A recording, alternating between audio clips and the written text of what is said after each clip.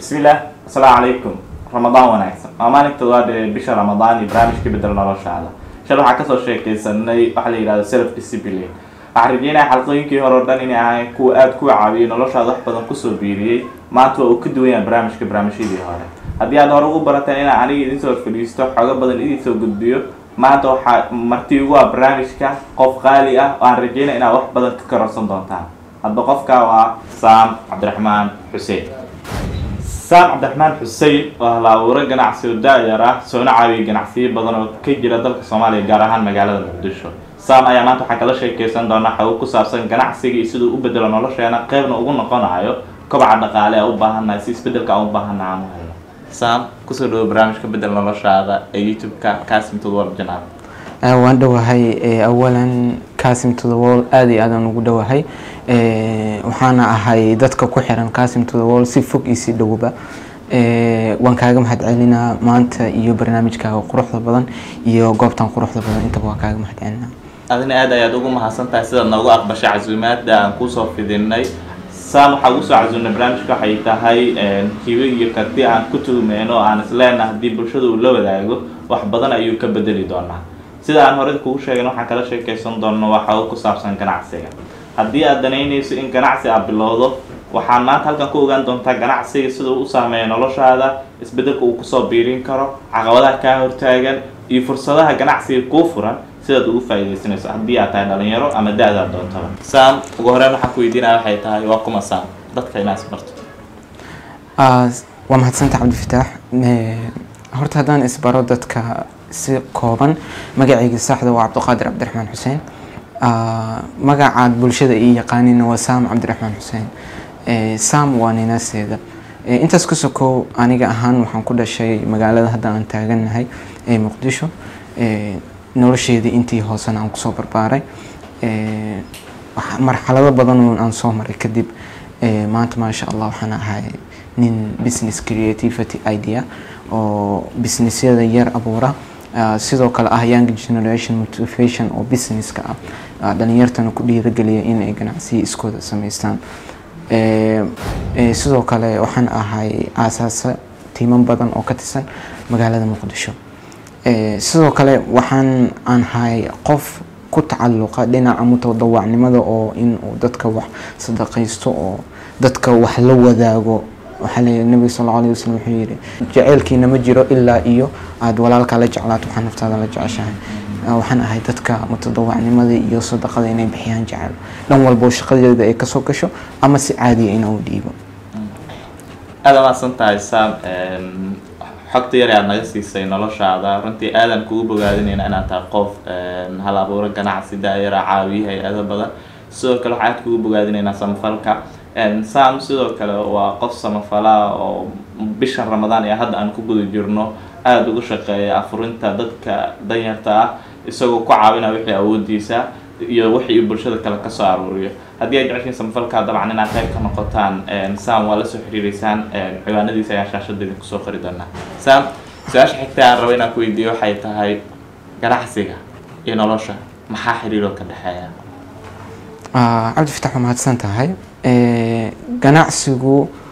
awalan horta wax yar haddaan ka taabto maxaa waaye ganacsi waxa laga yaabaa dad badan inaysan aqoonin ganacsigu erey ahaan iyo diiniyan ahaan markii loo kala dhigo erey ahaan ganacsigu waa ganacsi carabi ahaan waxa loo yiraahdaa tijaara english ahaanna waa business af Soomaaliguna waa ganacsi ganacsigu awalan wuxuu ka soo bilowday trade by trade ama haddaan sida kale u macneeyo iraahdo wuxuu ka soo bilaabday shay in shay lagu iibsado dadku waxay isku imaan jireen geed hoostiisa qof kasta wuxuu soo qaadan jiray alaabta uu is leeyahay way alaab kale aad u baahan tahay inaad ku bedelato kadib meeshuu keensan jiray kadib alaabtii uu alaab kale ku bedelan jiray ganacsiga dhan awalkiisa wuxuu ka soo bilaabday stage-kaas hoose waqtiga iyo xaaladaha iyo dunida oo isbedeshay kadib wuxuu bilaawday in uu ganacsiga hadda heerka aad marayso ama maanta arkayso uu imaado su'aasha haddaan usoo laabto ah ganacsiga iyo nolosha maxaa xiriir ka dhaxeeya saddex shay noloshu waa waajib in la helo kan koowaad waa cilmiga kan labaad waa cibaadada alle kan saddexaadna waa camalka cilmiga ugu horeeya oo ah qofka siduu cibaado u sameeyo wuxuu u baahan yahay inuu cilmi leeyahay cilmiga markuu barto kadib wuxuu ku xijinaa cibaadada kadib wuxuu qofka masti ah inuu sameeyo noloshiisa si uu wax u bedelo waa camalka oo ah shaqadii iyo businesskii marka noloshu waxay related on ku tahay camalka marka saddexda oo ka soo hartay oo farac ah waxay tahay faqriga taajirnimada iyo tacabka oo ah in qofkii noloshu markuu inta camalkiisa oo cilmiga soo barto cibaadada barto camalkiina uu barto asagaa dooran karo saddexdan farac ah midkuu noqon markii oo labada muhiimada saddexdu way isku xiriiraan camalka cilmiga iyo cibaadada qofka markuu cilmiga barto oo cibaadadii ku xijiyo kadib ay usoo gudbi karaa stageka camalka ah waxaan ula jeedaa nolosha haddaan islaam nahnay waxaan ku qasbannahay stageyadaas kala horeeya inaan marno si aan u gaarno nolosha hadafka aan ka leenahay oo ah in aan camal iyo tujaaro aan samaysano haddii aad cilmi hesho cibaadana samayso aadan ganacsi samaynin isbedelka weynka aad ku haminaysa macnaheedu waxay tahay inaadan helin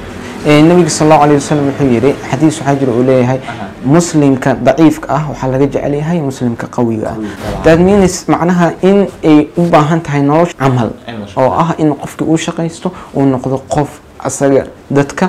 iskaga filan shaqaysan karo dadka noloshiisa iskugu filan oo wax walba samaysan kara dabcan صح حديث كلو نبي جري صلى الله عليه وسلم دهايا حبي ويدي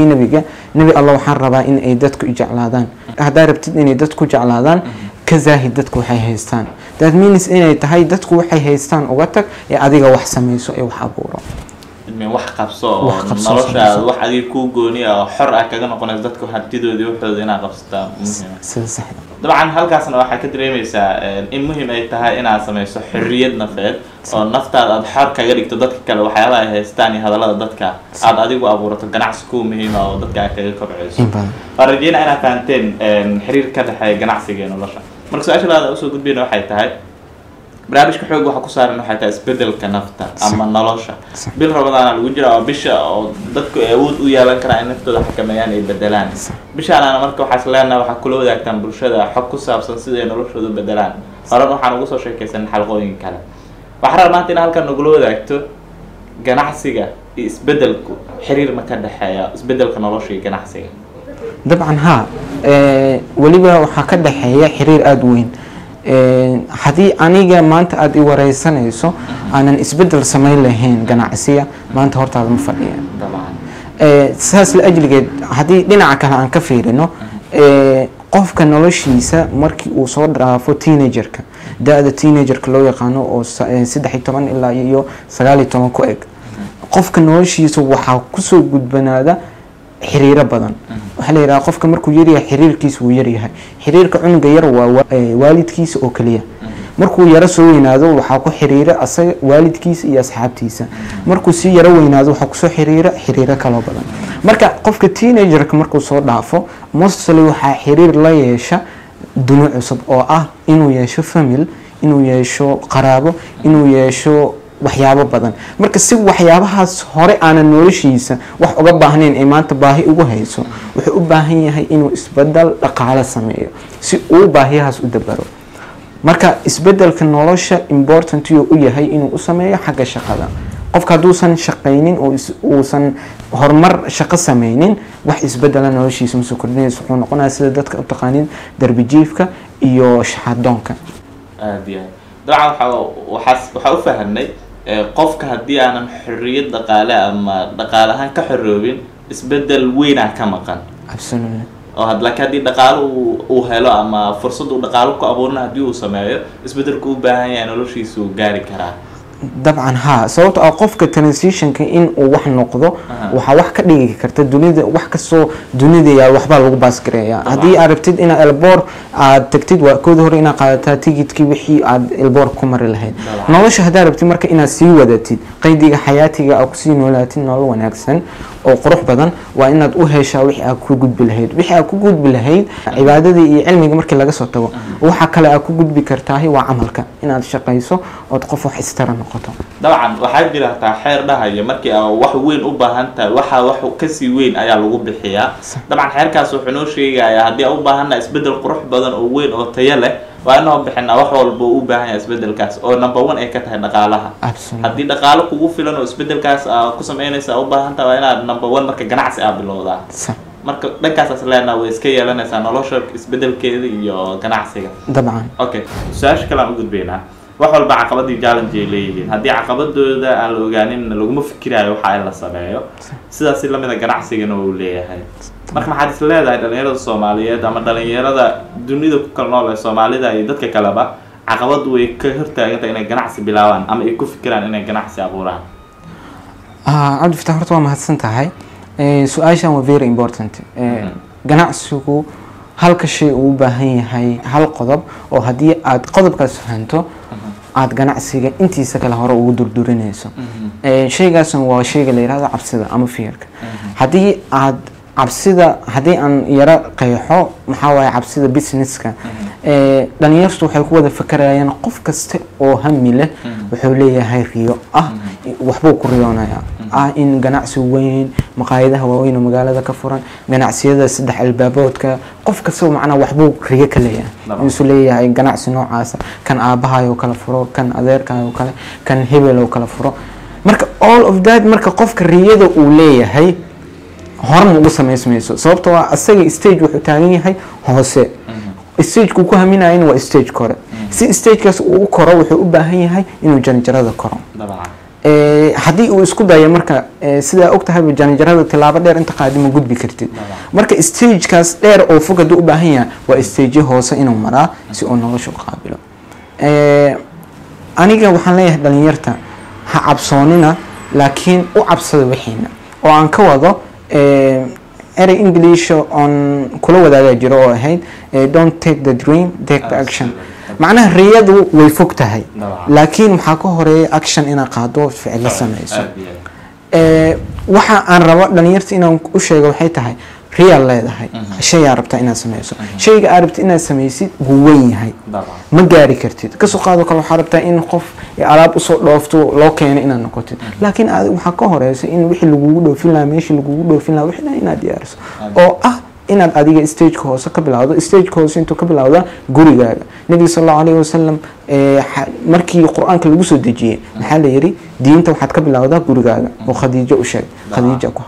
marka waxa aad bilaabaysid business waxa aad bilaabaysid start your home gurigaaga ka bilaw guriga ganacsiga ka sameey fiiri dadka guriga kula degan aabaha adeerka abtiga qofkii guriga jooga weydii waxaad tiraahdaa ganacsigaas aan rabaa inaan bilaabo suuq leeyahay oo isdaalabaan qofka markuu ku sheego marka uu ku yiraahdo aydiyadan way gadmay sababta waxa laga yaabaa angalku asaga wax ka fiirina ee angalka wax ka fiirina inay laba kala yihiin waxa laga yaabaa caqabad aadan filaynin oo hadii aad gal lahayd ka hor imaan lahayd in uu sheego oo suuqa ka jirto waxa laga yaabaa in aad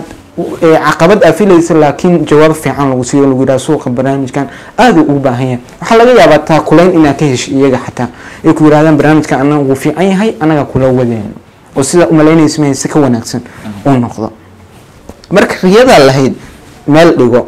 marka meel dhigato waxaad ku xiriirisaa tuba ka soo jiid oo ku xiriiri ganacsi kale oo asaga gaaray riyadaas gaaray من رياضة مش فوق على هذا هاي وحكور بريسة أنا زيرو قبل أو سر رياضة أو جار أو تبدأ رأس ما يسطع أو أصير كوبينا أو رياضة أكجاريس مرول بها طبعا هل كان عكفة إن عقبتها أوه وين الرياضة يستوح أوه رأي حتى إني حبسنا يعني أو إدمينس جناح سوين أو كهم منا جناح سوين أو كهم بي وعبسوين كقوس اللي هذه دقارة أكو بحس هذه وحاس ما يسو أما خسارة كوي ماذا نمبر 1 عقبتها عكفة إن عبسي نمبر 2 سو كلات إني كيف كده يعني سكوب كود وحكوين ما دام أتصال لو سو قاعدة نقولي نحن سلاجة بالعو أي مهم تهاي فرصة قولي نحن تعال إن عمل كل كره سنة إذا عقبت كلات ولا بعضهم هي ستوا ما لسه حكي دري من عقبت دلوقتي يمسد حاله آخر شيء الآن أو like action كل إسكيب بودايو إذا challenge كلا يتاعي weli waxaan u socdo waraysigii aan saan la yeelanaynay ku saabsan ganacsiga xogaha waan rajeynaa xogo badan inaan hesheen hore waxa usoo sheekaysanay ganacsiga xiriir ka dhexeeya nolosha oo uu noo sheegay in saddex nolosha ay muhiim u tahay ugu horeyso cilmiga cibaadada iyo camalkan uu yahay ganacsi inaad sameyso ama shaqo inaad qabato noloshaada wax weyn kusoo kordhinayso sidoo kale isbedelka noloshana iyadana door muhiim inuu ku leeyahay oo isaga uu tusaale noogu soo qaatay haddii aanu ganacsi samayn lahayn isku day samayn lahayna oo aysan maanta suurageli lahayn inaan aniga isaga is horfadhiisano waraysigaan sameyno muuqaalkan sababta dadka tayada lahaa ayaa lasoo xulaa dadkana loo gudbiyaa si fariimahooda ay u gaaraan su-aasha ugu dambeysa markaan gudagelayna rajeynaya inaad xog badan ka hesheen Sam su-aashan ku weydiinaya waxay tahay ugu dambeyso aan rajeynaya dhalinyarada inay aada u xiiseynayaan inay helaan su-aashan jawaabteeda. Sideen ku bilaabi karaa ganacsi ama sidee dhalinyaradu ku bilaabi karaan ganacsi guuleysta oo miro dhala? maasha Allah Cabdi Fataax horta waan kaaga mahadcelinaa barnaamijkaaga aad iyo aad aan ugu faraxsanahay. ganacsigu horta sidaan soo qeexinaba waa in aad wax iska iibiso waxna soo iibsato. waa ganacsiga waxaa la yiraahdaa si qeexitaan guud waa carwo. carwada markaad gashane markaa wada gasho alaab badan aad taalo. alaabta meesha taalanna ma soo wada gadanaysid dabcan laba shay ama hal shay aad ka soo gadanaysaa. businesska ama ganacsiguna waa sidoo kale. waxaa waaye fikrado badan oo meel wada yaala oo aad soo dhex gashay dabcan ma wada qaadanaysid hal fikrad unaad kala soo bixi doontaa fikradaasaadna ku shaqayn doontaa ha noqoto fikrad guulaysata ama mid khasaarta. hadday guul daraysato dadka qaar way ka niyad jabaan way iska dhaafaan inay carwada kusoo laabtaan kuwana carwada kusoo laabtaan oo mar labaad fikrad labaad iibsadaan. horta ganacsiga waxa ugu muhiimsan oo ganacsi ina abuurtid waxay tahay fikrad. fikraduna waxay ka imaataa wax aadan filaynin. marka fikradda meesha aad fog aad ka raadinaysa ma jirto waxay jirtaa wax aad bulshada aad la nooshahay ku dhex abuuran inaad fikrad yar oo mukhtalifa ka raadiso ka duwan wax yar ka duwan unique saas la ajligeed ku bilaabi kartaa ganacsi weyn oo guuleysta. dadku waxay jecel yihiin wax yar oo isbedel ma jeclo wax weyn isbedel weyn. saaxiibkay Maxamed Yuusuf Cabdi oo maalin dhaweyd la sheekeysanayo wuxuu iiga sheekeeyay in yar uu weydiiyey rabay gaariga qofkii ugu horeeyo gaariga rabay inuu sameeyo wuxuu weydiiyey dadka waxaan rabaa farda markaas la isticmaali jiray dabcan fardihii marka wuxuu rabaa inuu gaari sameeyo dadkii weydiiyey wuxuu yiri maxaa rabtiin waxay leeyihiin faras dheereeya macna qofkii wuxuu sawiranayaa wixii markaas u yaalo wax ka badan oo weyn ma rabo dabcan wuxuu rabaa laakiin wixiisa wax yar oo ka mukhtalifa marka yarkaas wuxuu sameeyay wuxuu yiri motorka markuu sameeyay wuxuu dhahay wuxuu la orod yahay 8 faras macna 8 faras miisaaniyada soo saar sababtoo qofka miisaanku wax ku fahmaayo wax ku qaata marka wax abuuraysid wixii dadku u abuurnaa ina wax ka bedeshin maaha laakiin waa wixii dadka abuurnaa ina shakl kale u yeeshin nal cad hadii la sidii jiray nal gaduuda ina keentid wax qurxin kara marka wax businessku waxyaabaha ugu muhiimsan oo sameyn karto marka carwada imaato ma ahan ina fikrad weyn oo meel ku dhagan ina soo qaadato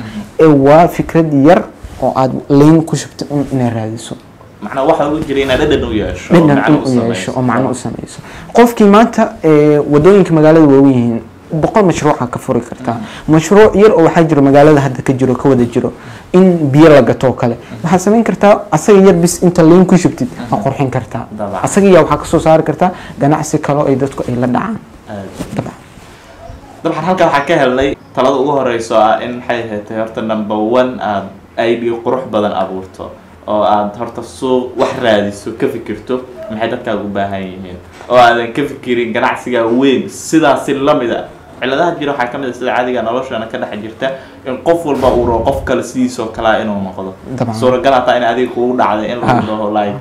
sidaadoo kala rabaa inaan noqdo marka caqabadaas aad jirto marka caqabadaas waxa ugu gudbi kartaa xitaa number 1 horta inaad raadiso maxaa unique oo dalka jiro la sameyn karaa maanta Soomaaliya dhexdeeda waxa yaalo malaayiin fikradood oo la hirgelin karo marka number 2 waxa kale aan ka dhaxalnay hadalkaaga waxa kamid ah in ay fikradda ay tahay in la sii qurxiyo hadii maanta mobilkan oo maxay ahayd aad aragto mobilka ana sii qurxin karto like qolofkan ku jira hadii sawir aad dul saarto fikrad waa iyada hadii aysan hor u jirin waa aad ma santaa saam su'aasha kale aan rabaa ku weydiiyo waxay tahay fariinta ugu dambayso aan la wadaagayso dhalinyaradu maxay tahay si isbedel nololeed u sameeyaan oo dhan ganacsi ay u abuuraan fikrado ganacsi oo noloshooda isbedel weyn ku soo beeriya horta dhalinyartu waxa ugu dambeeyo la wadaagayo waxay tahay in qofku uusan cabsanin number 1 inuusan cabsanin waxaan uu sameynayo inuusan ka cabsanin ma guuleysan doonaan ma guul dareysan doonaan nolosha doorashadeeda dambe adiga leh oo ah inaad taajir noqotid inaad faqiir noqotid xasb al-amal intaad shaqaysatay leedahay laakiin tawfiiqda iyo wixii ka dambeeyay ilaaha leh taasna kama hadli karno waa qadarta Allah laakiin doorashada adiga inaad doorato shayga aad rabto adiga ayaa dooran kara in noloshaada aad noqoto qof high level ah ama qof low ah. intaas ka soo marka dhalinyartu waxaan leeyahay waxay tahay ha cabsanin doorashadaada, ha ka cabsanin inaad shay doorato, ha ka cabsanin shayga hadduu weyn yahay, ha ka cabsanin waa shayga rabtay, laakiin waxaad ka bilowdaa stage-kan ka bilaabi karaa sababtoo jaranjaradaas waa jaranjaro fog. jaranjarada aan ka bilaabi lahaa waa jaranjaro noocee waaye sida u eg tahay. markaad jaranjarada aad ka bilaabaysa aa heshid waxaad heshay furahii isbedelka noloshaada. sababtoo ah dadka markaad ganacsi wada bilaabayso wax aad soo wadid dabcan qaar baa diidan, ogow dad badanaad diidan inay aqbalaan waxaa soo wadid. waxaa jirto business motivation aan muddo ka hor sameeyey oo dhahaye 4 qof ugu horeyso dunida aad la kulmayso markaad wax sameyso waxa laga yaabaa 4 qof xuno joy killers inay noqdaan ama dadka farxadda dila ama dadka qalbiga jibiya inay noqdaan 4 qof ugu horeyso aad la kulmayso. laakiin waxaa masti ah haddii aad sii dhaqaaqdo inaad 4 kale oo wanaagsan la kulanto. waxaana hubaal ah qof kasta oo habeenkii jiifanayo inuu ku jiifanayo in la soo saari doono wax weyn oo qurux badan, laakiin ma oga qofkii uu caayay ama bahdilay inuu yahay qofkii waxa soo saari doona. dabcan hadda iPhone 11 Pro yaalo dadka dhan waxay sugayaan 13 ama 12 dabcan ay wada sugayaan, laakiin qofka soo saari doona ma oga. qofkaas laakiin wuu ku jiifaa in mobile update la soo saari doono. dabcan qofka adiga waa samayn kartaa iPhone 11 12 kala sugayo waa samayn kartaa, waxaa kaloo samayn kartaa 13 waa samayn kartaa, laakiin qof ku jiifta in Cabdifataax Qaasim uu 12 iyo 13 u sameeyo ma jiro. qofka marka 4 qof ugu horeyso noloshaada ka hor imaato markaad wax sameyso haday ku bahdilaan ama ku niyad jibiyaan ma ahan in riyadii iyo dreamka aad lahayd ay dib u dhigaan, ee waa in aad tiraahdaa okay ideyada 4tan way ka gadmiyeysa 4 kale u baahan jiro oo hadaad u geyso indhaha ku qaadanayo. marka waa inaad ku fakartaa 4 ama 5 qof ugu horeyso ka hor imaato noloshaada inaysan wax saameyn badan ku yeelan doonin ay yihiin, laakiin joy killers habeenka ku jiifta in adiga wax soo saarto. aad umahadsan tahay Sam sida quruxda badan ee aad qayb uga noqotay wada sheekaysigan maanta aan wada sheekaysanayna ganacsi iyo xawo ku saabsan iyo sidoo qayb uga noqon karo isbedelka nolosha. waan rajeynayaa in sheekada wada hadalkeena aad kala dhex baxdeen casharo muhiim ah oo ka saacidi doona in ganacsi qurux badan aad bilowdo. maanta halka ayaa kusoo gabagabeynayna barnaamijkii bedel noloshaada maalintiisii 7aad ay noqonaysa xalqadiisii 6aad. waxaan rajeynayaa inaad wax badan kala dhex baxdeen. mahadsanidin. anigoo Cabdifataax Qaasim Cali, Ramadaan wanaagsan. sidoo kale barnaamijka waxaa kula jira Sam Cabdiraxmaan Xuseen.